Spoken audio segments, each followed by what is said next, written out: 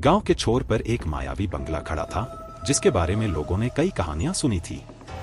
कहते हैं कि उस बंगले में एक भूत का वास था, जो रात होते ही बाहर निकलता और वहां से गुजरने वाले हर व्यक्ति को डरा देता था।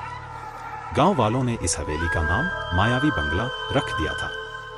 एक रात 4 दोस्त अजय, विकास, राज और सुमित ने तय किया कि वे इस हवेली की सच्चाई जानकर रहेंगे।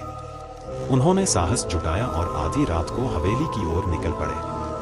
हवेली के पास पहुंचते ही उनकी दिल की धड़कनें तेज हो गईं।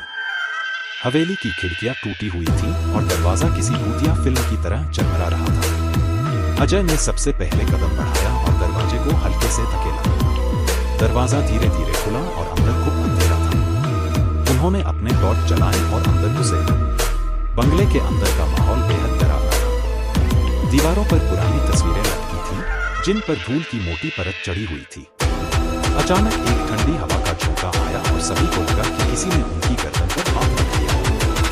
विकास ने हिम्मत करके कहा, चलो ऊपर चलते हैं, शायद वहां कुछ पता चले।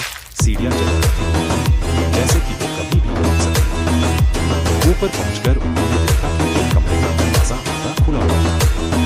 उन्होंने धीरे धीरे उस दरवाजे को खोला। कमरे के अंदर एक अलमारी थी और एक पुरानी कुर्सी थी, जो दीवार की तरफ मुड़ करके रखी थी। अचानक कुर्सी घूमा और एक सफेद साया उनके सामने खड़ा हो गया। उसकी आंखें लाल थीं और चेहरा बेहद भयानक था। सबकी चीख निकल गई और उन्होंने दरवाजे की ओर दौड़ लिया। भागते समय अजय फिसला और उसने देखा कि वह साया उसकी ओर बढ़ रहा है। किसी तरह से अजय ने और बाकी दोस्तों के साथ बाहर की ओर भागा। बाहर पहुंचते ही सबने राहत की सांस ली। उन्होंने पीछे मुड़कर देखा तो वह साया हवेली के दरवाजे पर खड़ा हुआ उन्हें घूर रहा था।